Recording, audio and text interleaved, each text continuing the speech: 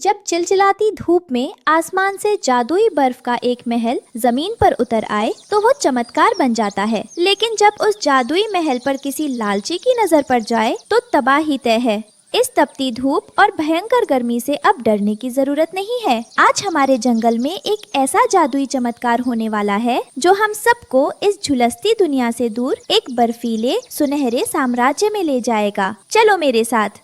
सूरज आसमान से आग बरसा रहा था और सुंदर वन के सारे पक्षी गर्मी से बेहाल होकर हाफ रहे थे। रानो चिड़िया के बच्चे मुन्ना, गुड़िया और कुकू तपती धूप के कारण उड़ने में भी असमर्थ थे।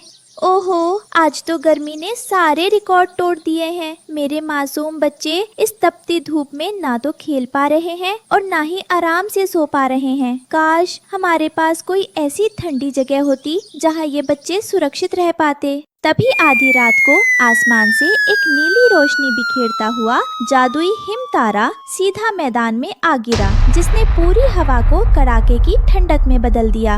अरे भाई बंटी, न्यू देख आसमान की तरफ। यो क्या गजब हो गया। आधी रात को सूरज निकल आया के इतनी तेज नीली रोशनी तो मैंने अपनी पूरी जिंदगी में ना देखी। सूरज नहीं हरिया भाई, ये तो कोई टूटता हुआ तारा है जो सीधा हमारे जंगल के मैदान में आ गिरा है। पर भाई कमाल देखो, इसके गिरते ही कड़कती गर्मी गायब हो गई और हवा इतनी ठंडी हो गई कि मेरे पंख कांपने लगे हैं। अरे ओ हरिया, बंटी, तुम दोनों यहाँ खड़े खड़े तमाशा देख रहे हो। दौड़ो, वो तारा रानो चिड़िया के घोंसले के पास वाले मैदान में गिरा है। वहाँ तो ऐसा लग रहा है जैसे कश्मीर की वादियों जैसी बर्फ जमने लगी हो। चलो रानो को जगाकर ये खबर देते हैं। सभी पक्षी उड़कर रानो के घोंसले के पास पहुँचते हैं और जोर जोर से आवाज लगाने लगते हैं। रानो, हरी ओ रानो बहन, जल्दी बाहर आ। भगवान ने तेरी पुकार सुन ली से। तेरे घोंसले के ठीक नीचे आसमान से एक जादुई चीज आ गिरी से। क्या हुआ हरिया भैया, इतनी रात को तुम सब इतने उतावले क्यों हो रहे हो? और अरे, ये अचानक इतनी ठंडी हवा कहाँ से चलने लगी? मेरा तो बदन सुहावना महसूस कर रहा है। सुनो जंगल के निवासियों, ये कोई साधारण तारा नहीं है। ये प्राचीन किताबों का जादुई हिम तारा है।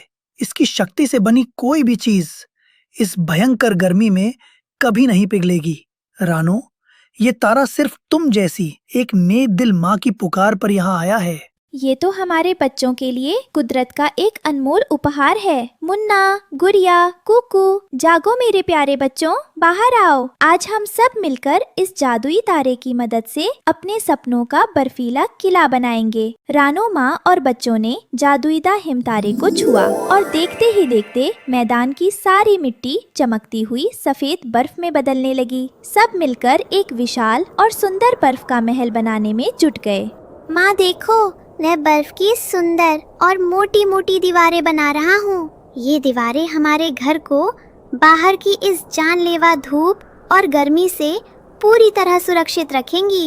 और माँ, मैं इस घर के लिए बर्फ की पारदर्शी खिड़कियाँ बना रही हूँ ताकि अंदर बैठे बैठे भी बाहर का पूरा नजारा साफ देखा जा सके। और मैं तो सबसे मजेदार चीज बना रहा हूँ, एक बहुत लंबी बर्फ की स्लाइड, जिस पर से हम सब बच्चे फिसलते हुए नीचे आएंगे। अरे कितना मजा आएगा। जादुई हिमतारे की शक्ति से कुछ ही घंटों में एक अद्भुत महल तैयार हो गया, जिसके अंदर बर्फ की मेज, कुर्सियां और सतरंगी रोशनी बिखेरता बर्फ का एक विशाल झूमर लटका था। देखा बच्चों, जब हम सब मिलकर प्यार से कोई काम करते हैं तो वो कितना सुंदर हो जाता है। अब ये बर्फ का घर हमारे पूरे जंगल के बच्चों का है। यहाँ सब बिना किसी परेशानी के आराम से खेलेंगे। महल बनते ही वहाँ सारे जंगल के बच्चों का मेला लग गया। लेकिन दूर एक सूखे पेड़ की डाल पर बैठा कालू कौवा ईर्ष्या और जलन की आग में झुलस रहा था। काव काव, ये रानो चिड़िया हमेशा सबकी वाहवाही लूट लेती है। देखो तो सही, सारे जंगल के बच्चे इसके गुण गा रहे हैं। इस गर्मी में सब मजे कर रहे हैं और मैं यहाँ धूप में काला हो रहा हूँ। ये सब उस जादुई हिम तारे की वजह से है। कालू कौवे के दिमाग में एक बहुत ही दुष्ट और लालची विचार आया। वो अपनी चोंच को रगड़ते हुए एक साजिश रचने लगा। अगर मैं किसी तरह रात के अंधेरे में इस बर्फ के घर से वो जादुई हिम तारा ही चुरा लूं, तो क्या होगा, फिर ये घर पिघल जाएगा और उस तारे की मदद से मैं जंगल की सबसे ऊंची पहाड़ी पर अपने लिए सबसे बड़ा बर्फ का महल बनाऊंगा।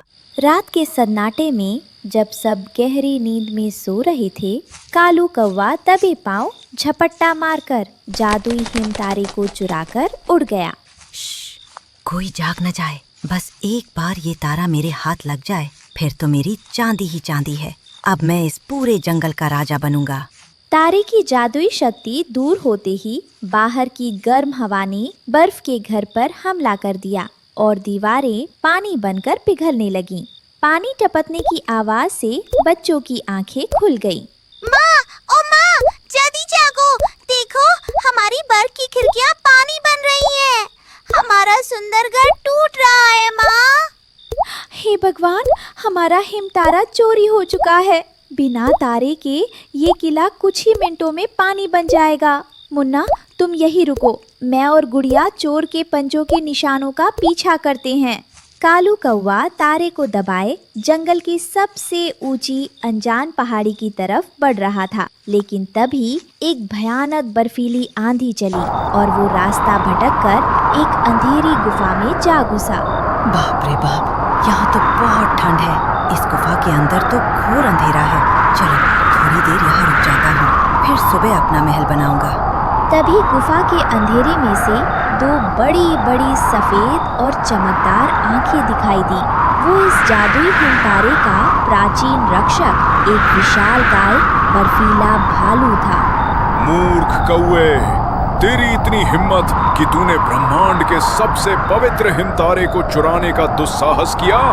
तू एक चोर है, तूने बच्चों की खुशी छीनी है। अब तू हमेशा के लिए मेरी कैद में रहेगा। नहीं नहीं, मुझे छोड़ दो भालू जी, मुझसे बहुत बड़ी गलती हो गई। मैं तो बस छोटा सा महल बनाना चाहता था। मुझे मत पकड़ो, बचाओ, कोई मुझे बचाओ। तभी साहसी रानू चिड़िया पंजों के निशानों का पीछा करते करते उस खौफनाक गुफा में दाखिल हुई। उसने देखा कि कालू कौवा भालू के भारी पंजे में दबा हुआ अपनी जान की भीख मांग रहा है। माँ देखो, कालू अंकल ने ही हमारा तारा चुराया था। इन्हें इनके किए की सजा मिल रही है।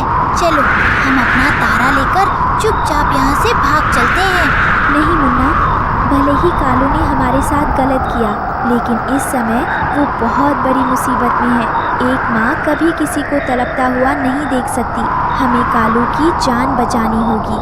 रानू चिड़िया बिना डरे उस विशाल भालू के सामने खड़ी हो गई और आदर से अपने हाथ जोड़ लिए। प्रणाम भालू देव, मैं जानती हूँ कि कालू ने लालच में आकर अपराध किया है, लेकिन भालू देव, सजा देने से बड़ा धर्म क्षमा करना होता है। कालू को अपनी गलती का एहसास हो चुका है, कृपया इसे छोड़ दीजिए। चिड़िया, तू उस चोर को बचाने के लिए मुझसे विनती कर रही है जिसने तेरा घर उजाड़ दिया। तुझे अपने घर की चिंता नहीं है? घर तो बर्फ का है भालू देव, वो दोबारा बन सकता है, लेकिन अगर आज कालू का जीवन खत्म हो गया तो वो कभी वापस नहीं आएगा। भूल सबसे होती है, लेकिन जो अपनी भूल सुधारना चाहे उसे मौका मिलना चाहिए।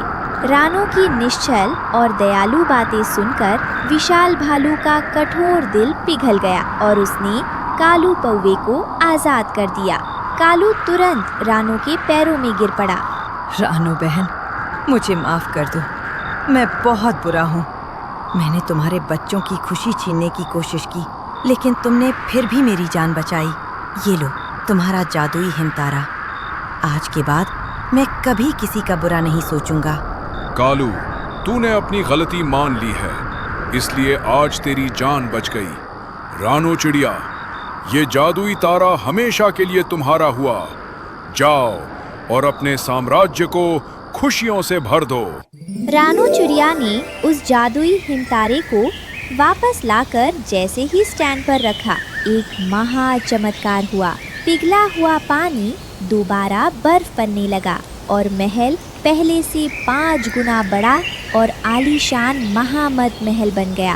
पूरा सुंदर वन इस अद्भुत नज़ारे को देखकर दंग रह गया। चारों तरफ बर्फ के झूले और खेल का मैदान तैयार हो चुका था। कालू अब पूरी तरह बदल चुका था और बच्चों का दोस्त बन गया था। खाओ खाओ प्यारे बच्चों, चलो चलो सब लाइन में लग जाओ। आज कालू अंकल आप सबको इस बर्फ की सबसे ऊंची स्लाइड पर अपने पंखों पर बिठाकर घुमाएंगे। आ जाओ सब। वाह, कालू अंकल तो बहुत अच्छे हो गए। चलो बर्फ की ट्रेन में बैठते हैं। चुक चुक चुक चुक। लालच और धोखा हमेशा इंसान को ले डूबता है। उसका अंत बुरा ही होता है, लेकिन जो अपनी गलती को मानकर सच्चे दिल से माफी मांगकर उसे सुधार लेता है, वही दुनिया का सबसे सच्चा इंसान कहलाता है।